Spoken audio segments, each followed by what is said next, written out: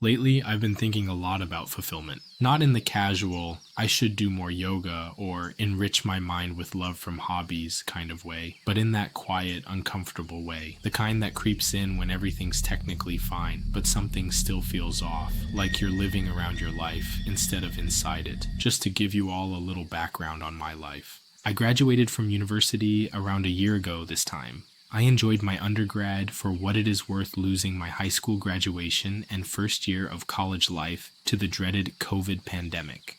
After graduating, I failed to land a solid career in my chosen area of study, which happens to be in user experience, an obscure yet important profession to the forever growing world. But as time keeps showing artificial intelligence is taking over the world, this area of work is growing forever more important. Yet, my experience or lack thereof has led me to interview after interview, application after application to no end, at least yet. The people around me say patience is key, and finding the right niche in this world takes time. But I feel like many others around the world that I'm running out of it. With all of that said, I have a job. I have good people around me. I'm not in crisis. I proudly maintain healthy habits and have very beneficial constants in my life that have taken me years to establish. Things like daily journaling, meditations, lifting weights, clean eating, and strengthening my mind by reading and challenging myself. I have affirmations that I have spoken to myself for years now, and yet there's a sense that something's missing. The word that keeps coming up, the one that haunts self-help books, career advice, and endless scrolls of social media is fulfillment. Find it, chase it, unlock it.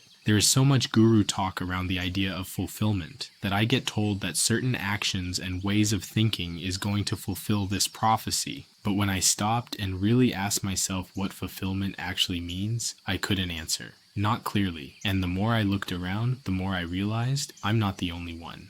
How can you make your pain useful? That's be the question that I would ask anybody, because I think the answer to that question is really the answer that everyone's chasing.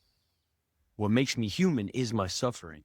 And when I look at Christ on the cross, I think, is that a joyful man? As he bleeds out and dies on a cross for humanity, is that man joyful? And I think the answer is yes, that even in his suffering, that's what Christ represents for me, meaningful suffering. Even people who seem to have it all feel this way. A friend of mine moved to Thailand a few months ago. He's doing what a lot of people dream of, living independently, working as a digital nomad, exploring the world. But even he's told me, it's not always as satisfying as he thought it would be. Some days it still feels empty. Like that scene in Troy, Achilles wins the battle, earns all the glory, and just stands there like, this can't be all there is. That's what pushed me to start digging. Where did this word come from? Fulfillment. Why are we so obsessed with it? Why does it feel so elusive? Turns out, the way we talk about fulfillment today is actually kind of new. Originally, fulfillment had nothing to do with happiness or purpose. In the 13th and 14th centuries, the word meant completion, to fulfill a contract, fulfill a prophecy, fulfill a duty. It was external and measurable. It made sense back then. Society was built around obligation, feudal systems, religious hierarchies. Most people didn't have a personal journey. They had a role. You didn't find yourself, you fulfilled your function. Fulfillment wasn't personal, it was collective. But that began to change during the Renaissance and Enlightenment. This was the age of thinkers and creators. Da Vinci, Galileo, Descartes. Europe was waking up to science, art, reason, and with that came a radical idea. You weren't just a servant of fate, you were an individual. You could learn, create, improve. Fulfillment started to bend inward. It wasn't just about completing something, it became about becoming something. Then came the Industrial Revolution. People left villages for cities, labor shifted, life sped up, the world got louder, more disconnected, and in literature, you could feel the shift. Novels like Of Human Bondage, Emily Climbs, and Francis Waldo didn't follow heroes. They followed searchers. People who were unsure, flawed, incomplete. Fulfillment became a question, not a task. And once it became a question, people needed answers. Enter Abraham Maslow. In 1943, Maslow introduced his hierarchy of needs. That pyramid you've probably seen 100 times. At the top, self-actualization. He said once you've met your basic needs, food, safety, love, esteem, the final stage is becoming the fullest version of yourself. In other words, fulfillment. It was a powerful idea, especially after the trauma of World War II, when people were desperate for stability and meaning, and because it was visual, neatly stacked into levels, it spread fast, into schools, corporations, even marketing. And that's where the next shift happened, because in post-war America, consumerism exploded. Suburbs were booming. Advertisers realized something. If fulfillment is a personal milestone, maybe it can be sold. Suddenly, products weren't just tools, they were identity. An ice cream festival at your house. Hundreds of flavors to choose from. Hundreds of ways to serve it. Serve ice cream a new way every day. Ice cream is a valuable food. Your family will love it, and they'll thrive on it too. Real ice cream is made with sweet, fresh cream. And ice cream's easy to keep in your freezer. Easy to serve. Have a party in a minute, anytime. Why not, right now? A washing machine wasn't just an appliance, it was empowerment. A watch wasn't just a watch, it was legacy. People weren't buying things, they were buying meaning.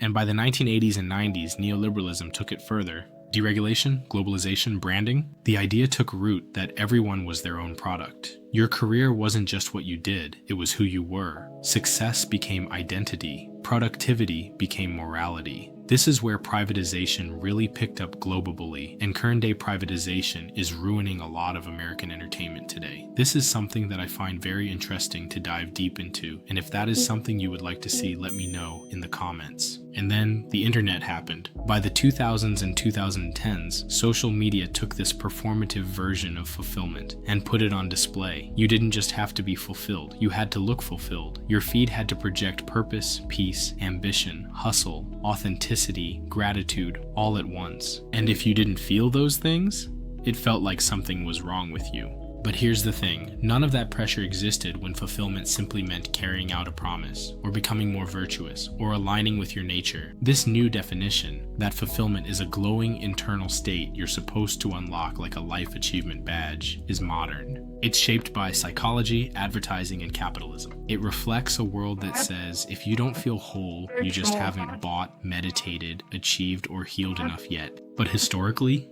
fulfillment wasn't about feelings, it was about actions. It was about commitment, completion, contribution, doing something and knowing it mattered. And that got me thinking, maybe that version is still the one that makes the most sense. So I stopped asking, how can I feel fulfilled today? And started asking, what can I complete today? A task, a promise, a conversation, something quiet, something small, something real. And when I do that, when I follow through, I feel something, not dopamine, not pride, but alignment, like something subtle but solid has clicked into place. It's not glamorous, you can't package it, but it's real. Maybe the old version of fulfillment wasn't wrong. Maybe it was just forgotten. And if we can remember it again, maybe we stop chasing something that was never meant to be a feeling, and start practicing something that was always meant to be a way of living. So maybe the better question isn't, what will make me feel fulfilled? Maybe it's, what promise can I keep today?